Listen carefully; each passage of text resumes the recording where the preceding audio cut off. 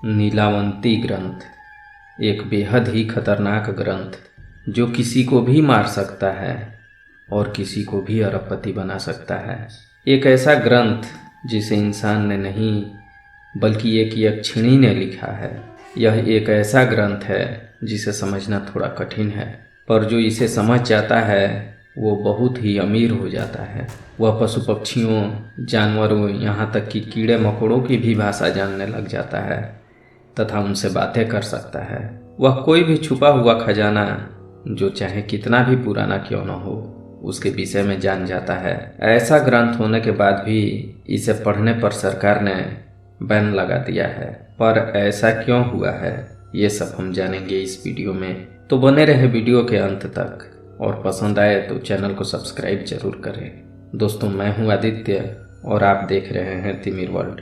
नीलावंती ग्रंथ यह एक ऐसा ग्रंथ है जो लिखने के बाद से ही श्रापित हो गया, और इसे श्रापित किसी अन्य ने नहीं बल्कि इसके लिखने वाली यक्षिणी ने ही किया।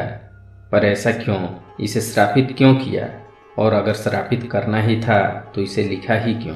क्यों उसके श्राप के कारण इसे अधूरा पढ़ने वाला पागल हो जाता है और पूरा पढ़ने वाला मौत के दर्शन कर लेता है? इसे पढ़ना जितना फायदेमंद है उतना ही खतरनाक भी। दोस्तों, वैसे तो दुनिया भर में बहुत सारे धर्म हैं और उन धर्मों से संबंधित पुस्तकों को ग्रंथ कहते हैं। इनमें धर्म संबंधी बातें लिखी होती हैं। इन सब के बावजूद नीलावती को ग्रंथ क्यों कहा जाता है, यह कोई नहीं जानता, क्योंकि इसमें न तो किसी धर्म से संबंधित कोई बात लिखी गई है और न ही इसे किसी पौराणिक ऋषि मुनि या साधु संत ने लिखा है। इसे लिखा है तो लड़की के रूप में जन्मी एक यक्षिणी ने, जिसका नाम नीलावती था, और उसके नाम पर ही इस पुस्तक का नाम नीलावती ग्रंथ पड़ा। इसमें ऐसे ऐसे मंत्र लिखे हुए हैं जिसे समझने वाला पशु पक्षियों से बातें कर सकता है। उसे अदृश्य रहस्यों के विषय में पता चल जाता है। गुप्त व अदृश्य खजानों के विषय में जानकर वह अरबपति बन सकता है और उसमें कुछ असीमित शक्तियाँ आ जाती हैं। तो आइए जानते हैं कि कैसे यह ग्रंथ बना और कैसे यह आम लोगों के पास पहुंचा, जिसके उपयोग से अधिकांश लोग तो पागल हो गए और कुछ जो इसे पूरा पढ़ पाए वो मृत्यु को प्राप्त हो गए। दोस्तों, वर्षों पहले की बात है। उत्तर प्रदेश के एक गांव में एक लड़की का जन्म हुआ जिसका नाम नीलावती रखा गया। पहले तो सब कुछ सामान्य था, पर वक्त के साथ साथ जब वो लड़की बड़ी होने लगी तो उसमें छुपी हुई कुछ प्रतिभाएं भी सामने नजर आने लगी। ऐसी प्रतिभाएं या शक्तियां जो आम इंसान के पास नहीं होती हैं। वह पशु पक्षियों की बातें समझने लगी। कुछ ही समय में उसने उनसे बातें करना भी शुरू कर दिया। वह बहुत ही आसानी से उन्हें अपनी ओर आकर्षित कर लेती थी तथा ऐसे जंगली जानवर जिन पर काबू पाना काफ़ी कठिन होता है, उन्हें भी वह बहुत ही आसानी से कंट्रोल और शांत कर देती थी। उसके पिता इस बात को समझ गए थे कि उसमें कोई असीमित शक्ति है। धीरे धीरे उसकी शक्तियों के विषय में आसपास के लोग भी जानने लगे और उसकी ख्याति को चारों तरफ फैलने में समय नहीं लगा। लोग उसके विषय में अजीब अजीब बातें करने लगे। कुछ उसे राक्षसी कहते हैं तो कुछ यक्षिणी, कुछ जादूगरनी। इन्हीं सब बातों के बीच लड़की धीरे धीरे बड़ी होती गई। एक समय ऐसा आया जब उसकी माँ की मृत्यु भी हो गई। अब लोगों की तरह तरह की बातों को सुनकर उसके पिता काफ़ी परेशान हो गए थे तथा वहाँ से कहीं दूसरी जगह पर जाकर रहने का उन्होंने मन बना लिया। वे नीलावती को लेकर वहाँ से दूर एक जंगल में चले आए और वहीं रहने लगे। अब उन्हें यहाँ परेशान करने वाला कोई नहीं था।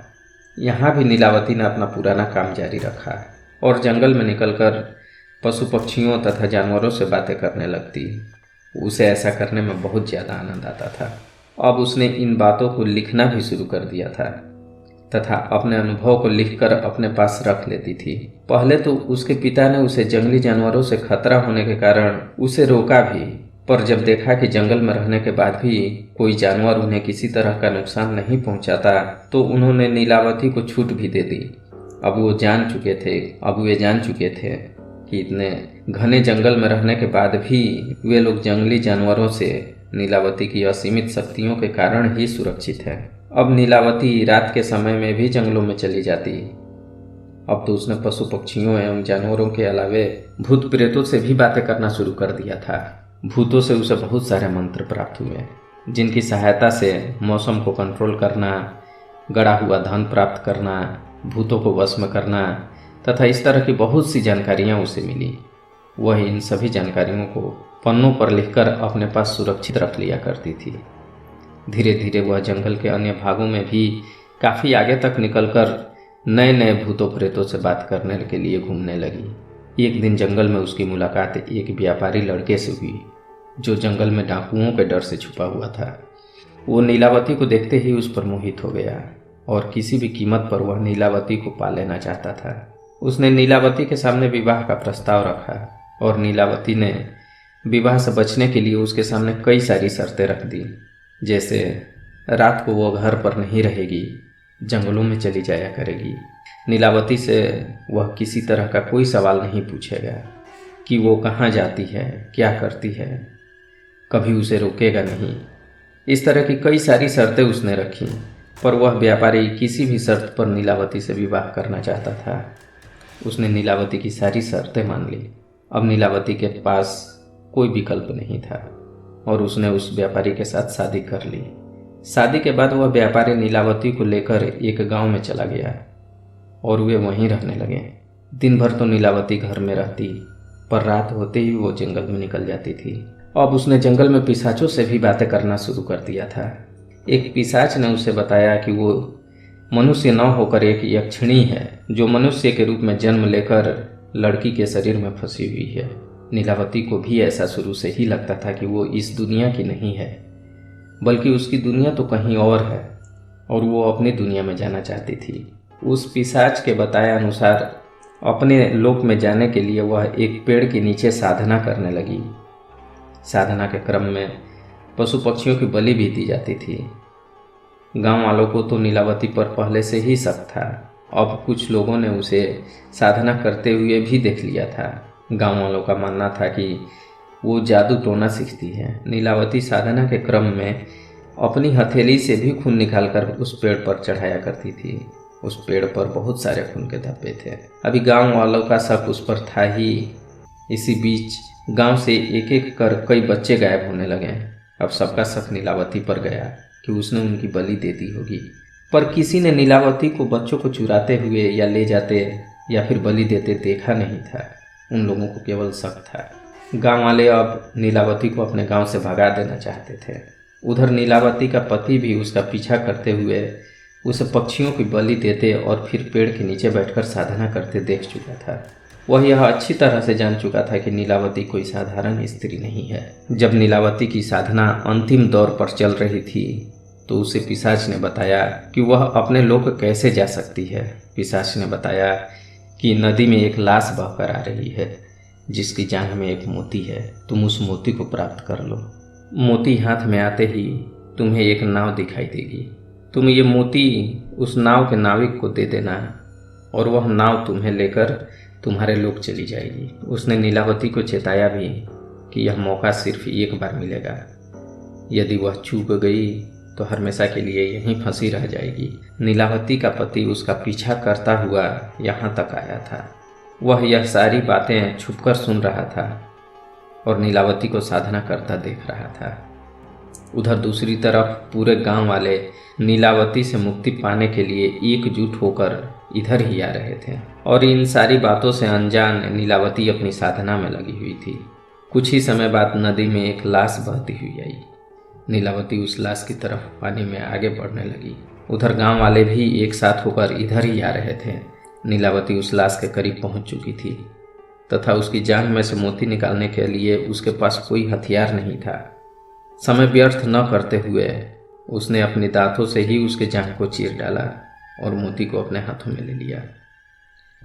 मोती हाथ में आते ही उसे सामने नाव दिखाई देने लगी, पर उसके द्वारा लिखी गई वो किताब जो उस साधना स्थल पर थी और जिसे नीलावती अपने साथ लेकर जाना चाहती थी, उसे लेने के लिए वो नदी के किनारे आई। जैसे ही उसने पुस्तक को हाथ में उठाया, उसका पति जो छुपा हुआ था उसने सामने आकर नीलावती का हाथ पकड़ लिया। असल में वो भी एक पिशाच था जिसने मनुष्य का रूप लेकर उस पुस्तक को प्राप्त करने के लिए नीलावती से विवाह किया था। उस पिशाच ने नीलावती के सामने यही शर्त रखा कि तुम यह पुस्तक मुझे दे दो और सामने तुम्हारी नाव है, तुम अपने लोग चली जाओ, वरना मैं तुम्हें इन गांव वालों के हवाले कर दूंगा। नीलावती गांव वालों के हाथ लगने के बाद पूरी तरह से इसी दुनिया में फंस जाती। हो सके तो गांव वाले उसे मार भी डालते हैं। उसे उस पिशाच पर बहुत काफी क्रोध आया, पर क्या करती, वो पूरी तरह से मजबूर थी। नीलावती ने वह किताब उस पिशाच को दे दी, पर एक श्राप भी दे दिया कि इसे अधूरा पढ़ने वाला पागल हो जाएगा और जो भी इसे पूरा पढ़ेगा वो मृत्यु को प्राप्त कर लेगा। कुछ लोगों का मानना है कि इसके बाद नीलावती उस नाव से अपने लोग चली गई और कुछ लोगों का मानना है कि वो जंगल की तरफ भाग गई। नीलावती से प्राप्त उस पुस्तक का नाम नीलावती के नाम पर ही नीलावती ग्रंथ पड़ा। दोस्तों, क्या आप नीलावती ग्रंथ या नीलावती के बारे में जानते हैं? उसके विषय में आपकी क्या राय है? आप जरूर कमेंट बॉक्स में हमें बताएं। हम फिर जल्द ही मिलते हैं तिमिर वर्ल्ड के अगले अंक में एक नई कहानी के साथ। तब तक के लिए goodbye and take care.